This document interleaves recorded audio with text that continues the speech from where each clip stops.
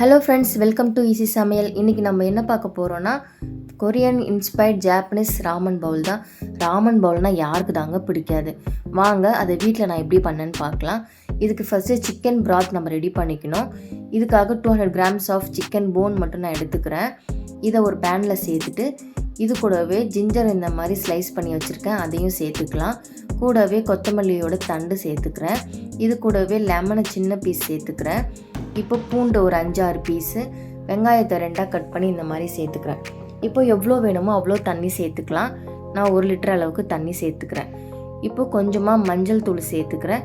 கூடவே தேவையான அளவு உப்பும் சேர்த்து கொஞ்சம் பெப்பர் சேர்த்துக்கிறேன் காரத்துக்காக. காரம் தேவையில்லை, இருந்தாலும் நான் சேர்த்துக்கிறேன். இப்போ ஒரு மூடி போட்டு இது லோ ஃப்ளேமில் 2 ஹவர்ஸ் நல்லா பாயில் பண்ண விடணும்.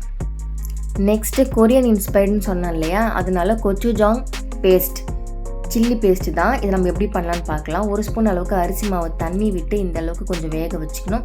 இது கூட சில்லி பவுடர் 1 ஸ்பூன் சேர்த்துக்கிறேன்.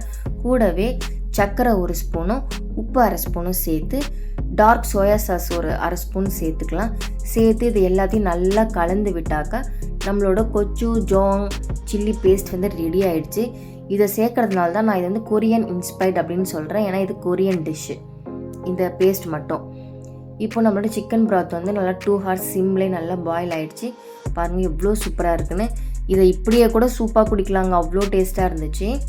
நெக்ஸ்ட்டு டஹினி பேஸ்ட் தான் பண்ண போகிறோம். இது ஒன்றும் கிடையாதுங்க, வெள்ளை எள்ளை நல்லா இந்த மாதிரி வறுத்துட்டு இதை எண்ணெய் சேர்த்து நல்லா ஒரு சாஃப்டான பேஸ்ட்டாக அரைச்சி வச்சுக்கிறோம். இதை நீங்கள் ஸ்டோர் பாட் கூட பண்ணிக்கலாம், நான் வீட்டிலே பண்ணிக்கிறேன். அவ்வளோதான், நம்மளோட டஹினி பேஸ்ட் ரெடி ஆகிடுச்சு. ஜாப்பனீஸ் டிஷ்ஷுன்னு சொல்லிட்டேன், அப்போ சில்லி ஆயில் இல்லாமல் எப்படி?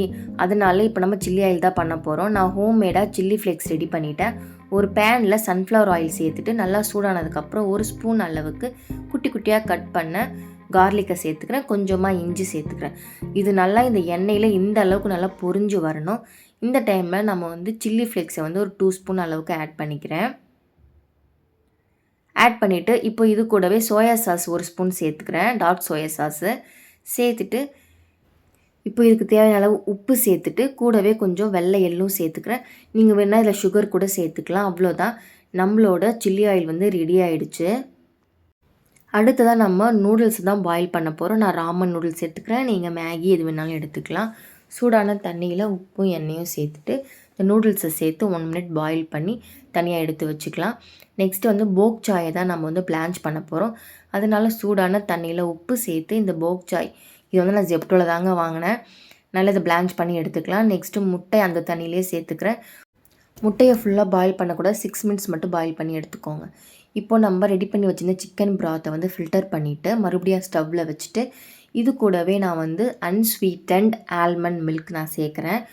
நீங்கள் சோயா மில்க், ஓட் மில்க் எது வேணாலும் சேர்க்கலாம், பட் ஃப்ளேவர் இருக்கக்கூடாது. அதை ரெடி பண்ணி எடுத்து வச்சுக்கலாம்.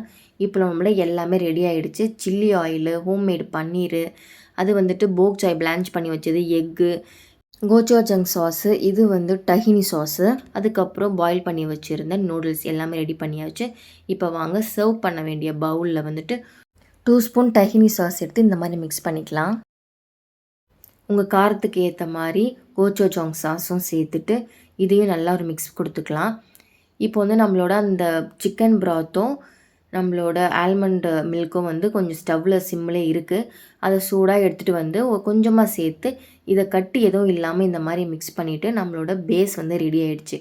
இப்போ உப்புலாம் செக் பண்ணிவிட்டு நமக்கு எவ்வளோ வேணுமோ அந்த அளவுக்கு நம்மளோட சிக்கன் ப்ராத் அண்ட் ஆல்மண்ட் மில்க்கை ஆட் பண்ணிக்கிறோம். இப்போ இதெல்லாம் நம்ம அசம்பிள் பண்ணிட வேண்டியதான். நூடுல்ஸ் ஆட் பண்ணிக்கிறேன் இது கூடவே. அதுக்கப்புறம் ஹோம்மேட் பன்னீர், நீங்கள் பன்னீருக்கு பதிலாக சிக்கனு, மஷ்ரூமு எது வேணாலும், எந்த வெஜிடபிள் வேணாலும் சேர்த்துக்கலாம். அதுக்கப்புறம் பிளான்ச் பண்ணி வச்சுருந்த நம்மளோட போக் சாய், அப்புறம் முட்டையை பாருங்கள், 6 மினிட்ஸ் பாயில் பண்ண முட்டை எந்த மாதிரி உள்ளே நல்லா இந்த மாதிரி சாஃப்டாக இருக்கணும், அப்போ தான் நல்லா இருக்கும். இப்போ இதுக்கு மேலே நம்ம சில்லி ஆயிலை சேர்த்துடலாம். சில்லி ஆயில் காரத்துக்கு ஏற்ற மாதிரி சேர்த்துக்கோங்க, ரொம்ப காரமாக இருக்கும். நம்மளோட ஹோம்மேட் ராமன் பவுல் சூப்பராக ரெடி ஆகிடுச்சு. ரொம்ப ஹெல்த்தி வெர்ஷன். நான் எல்லாமே ஃப்ரெஷ்ஷாக வீட்லேயே ஸ்க்ராட்ச்லேருந்து பண்ணேன். ட்ரை பண்ணி பாருங்கள். தேங்க்யூ ஃபார் வாட்சிங்.